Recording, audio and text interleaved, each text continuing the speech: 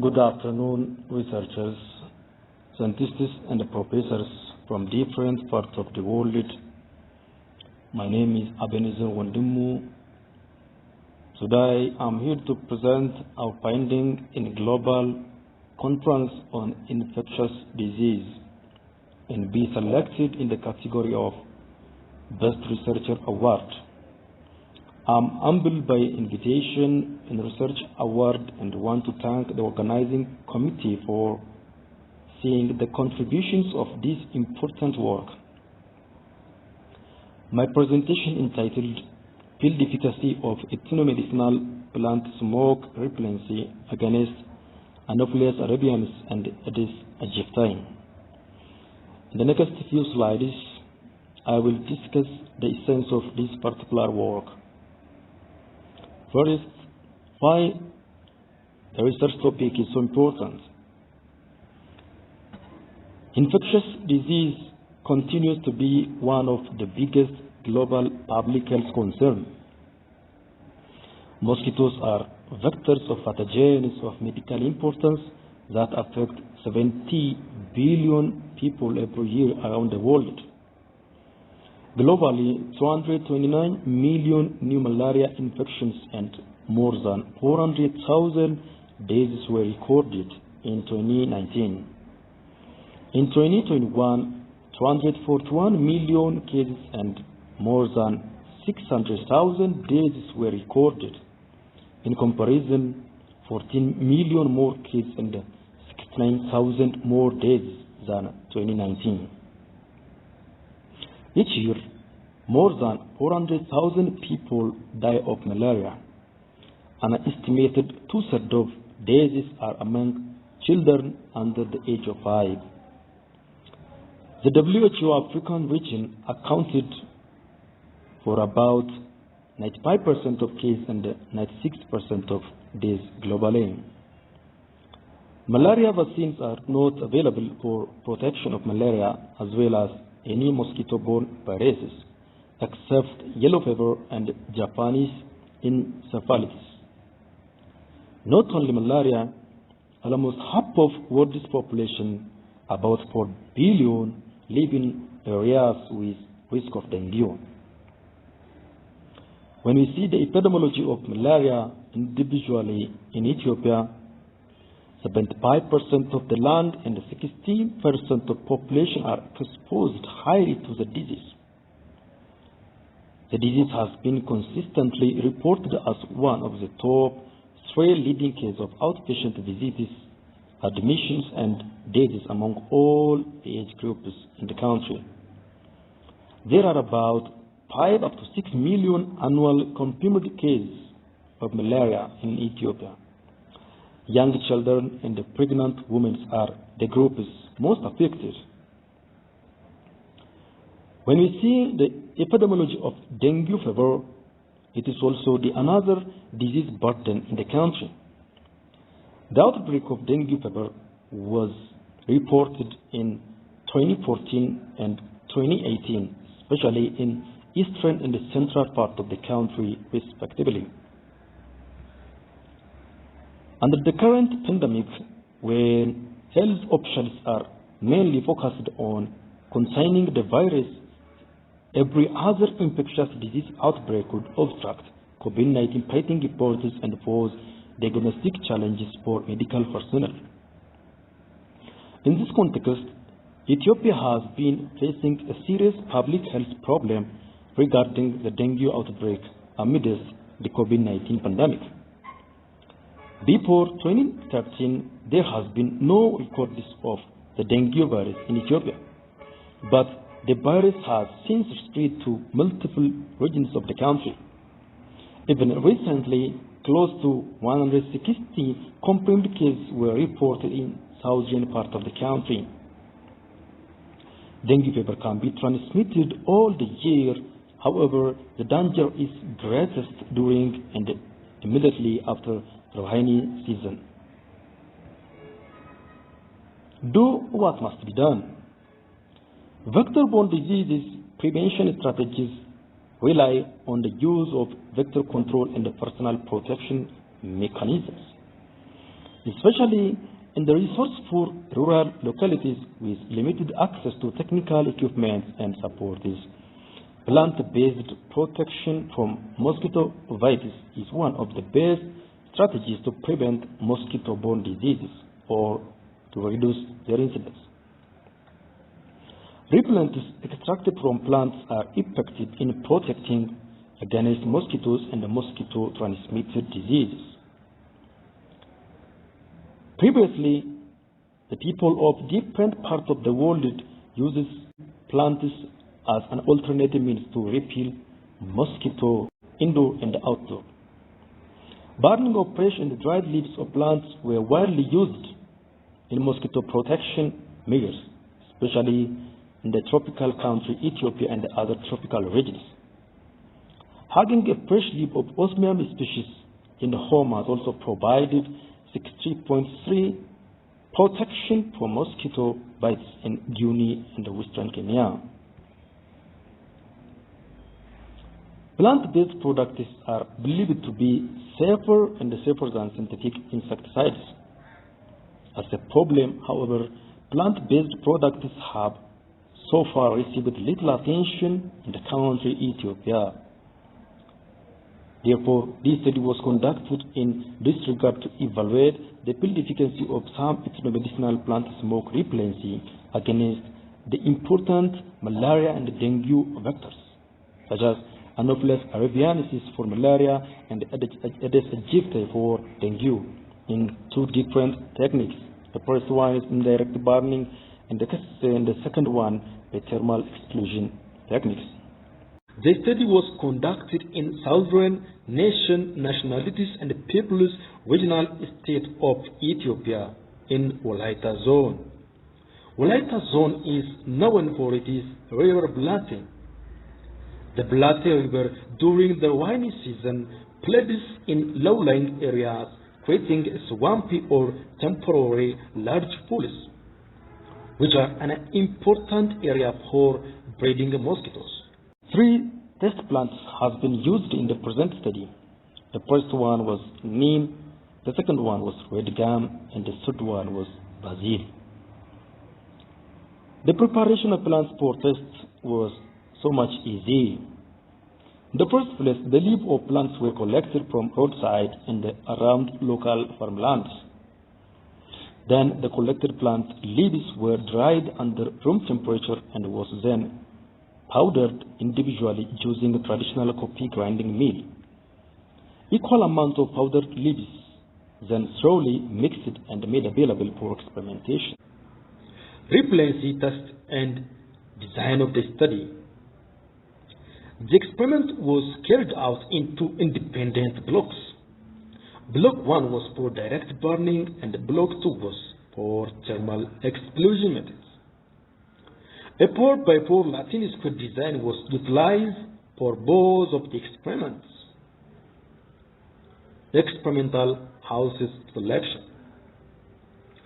8 traditional village houses were selected for this particular experiment from 2 nearby cabales. Cabales, in a sense, a small unit of district such as Fango Boloso and Fango Opa. Each 4 houses were utilized by direct burning method, and the other 4 were utilized by thermal exclusion methods in different treatment nights. Thermal exclusion is nothing but it is the way to put the dried plant leaf powder upon a thin hot metal plate, which is placed above the lightened charcoal in a traditional stove and letting it to smoke slowly. Volunteers allocation.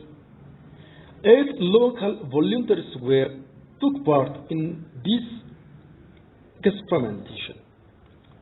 4 volunteers were allocated in experimental group and the rest 4 were allocated in control groups. Each day, the volunteers were rotated between huts and treatments remained fixed using Latin square design. After collection Adult mosquitoes were morphologically identified to species using different keys. Data was analyzed by utilizing generalized linear modeling by NOVA, and also the repellency was checked by percentage, and the 2-case test was calculated for each and every individual to compare responses to smoke repellency in landing assay by using Minitab statistical package version 10. We will see the analysis in detail in the next few slides. The study was approved by the Institutional Research Review Board of Wolaita Sodo University. The results were indicated or presented in Table 1 and Table 2. Table 1. The mean repellent index R of mosquitoes collected as human bats in control and treatment huts by direct burning.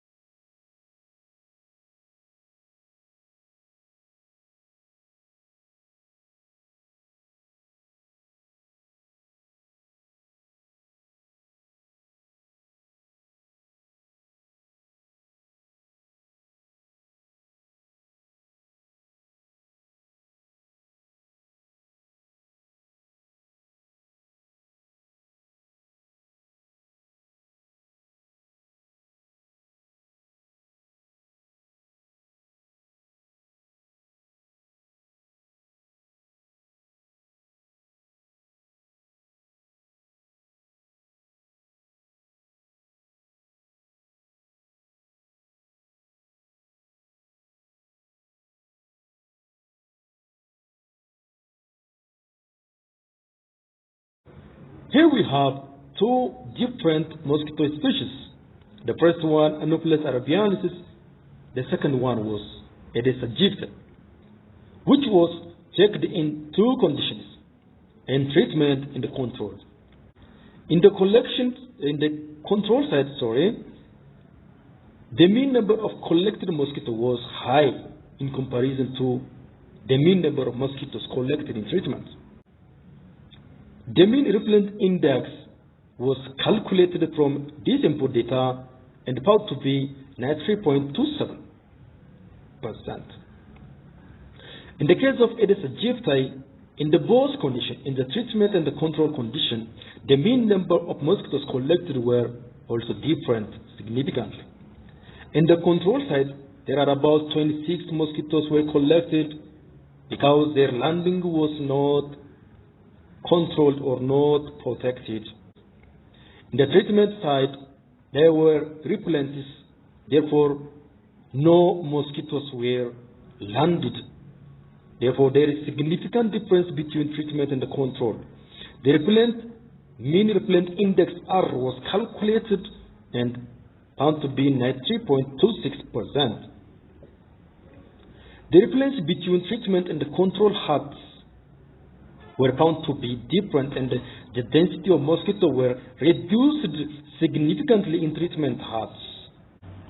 When it comes to thermal exclusion techniques, mosquitoes collected were Anopheles, arabiensis, and Aedes aegypti. In the case of thermal exclusion also, there are similarly two conditions in treatment and control conditions with the corresponding mean numbers collected.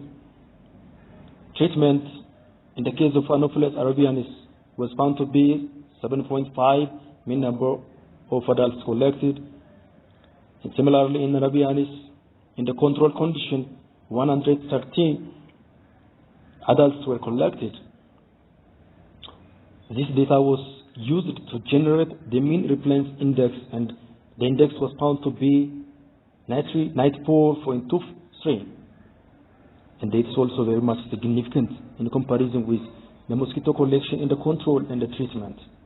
If there are a number of mosquitoes in control and there are a reduced or very little amount of mean adults collected in treatment, wow, it means that the treatment is highly significantly reducing the infestation of mosquitoes. When it comes to Aedes aegypti, the treatment and the control conditions are varied significantly. In the treatment side, only 2 mosquitoes landing were recorded. In the control side, 22.25 only was recorded. Here also, the control condition number was greater than that of the treatment side. From this, the mean repellent index was calculated and found to be 91%. The repellence between treatment and the control groups were found to be different, and the density of mosquitoes were reduced significantly in the treatment hubs. There are a number of preventive measures that have been used by different communities to control mosquito. In Ethiopia, spraying pesticides like DDT, biological control, long-lasting insecticide-treated mosquito nets, and environmental management efforts are the main mosquito controlling measures. The use of smoke from plants with repellent property is common practice in the village communities of the country. Properly utilized repellents are an inexpensive means to reduce the beating activity of mosquito and also reduces man-to-vector contact. The repellents act as area repellents, that means deterring insects from flying to landing on or beating human, or are applied to exposed skin in the clothing for protection. Natural repellents are believed to be safe, eco-friendly, cheap, easy to use, and has maximum area repellency against mosquitoes. They may be less harmful to health than insecticide pulls and other synthetic chemicals available in the market. To prepare, they require not heavy infrastructure and investments as compared to coolers and meds containing synthetic products. The small-scale production and the community-wide use of such repellent plants has a potential to complement the existing control measures, such as insecticide-treated mosquito net and others. In completely indigenous setting, without the use of any heavy infrastructure, the repellent prepared from selected plants, namely neem, red gum, and basil, leaf were significantly reducing the beating activity of 2 species of mosquito in the present experiment. The 2 methods of application may offer cost-effective alternative as an additional household protection and as a helpful addition to bedness, especially for the early part of the evening before the bedtime. There has been much debate about using plants and plant extracts as repellent against mosquitoes and other biting arthropods. However, one primary factor is certain. Just because it has been used for millennia doesn't mean that it is safe to use, although it may be better than the alternative of getting malaria or some other arthropod-borne disease. In the current experiment to study the ill effect of the repellency on the human health, of the total 8 volunteers interviewed report not any complaints of adverse health impact in the use of repellents. However, they pointed out age irritation and sneezing were sometimes encountered with moderate breathing problems. There are a number of completely safe alternative measures apart from using plant extracts, and other chemical-based repellents to control mosquitoes. The use of this requires personal attention and an involvement of community and local bodies. They are source reduction, that is, regular inputting of nearby water sources. The second one, drainage, preparing the drainage tubes or ditches to eliminate the standing water. The third one, personal protection methods, using long-lasting insecticide to treat the mosquito nets. However, not more than 50 grams of neem, red gum, and a basil plant powder mixture can be used for 14 up to 15 minutes, as the above protective measures cannot be taken in the resource-poor rural communities. Recommendations. Vector-borne diseases are one of the greatest contributors to human mortality and morbidity in tropical and subtropical regions. Although significant progress is being made in combating some diseases such as malaria, lymphatic filariasis, and Chagas disease, other diseases such as dengue continue to be spread at an alarming pace. Governments, local authorities, community groups, researchers, and individuals should work together to prevent diseases. Thank you very much.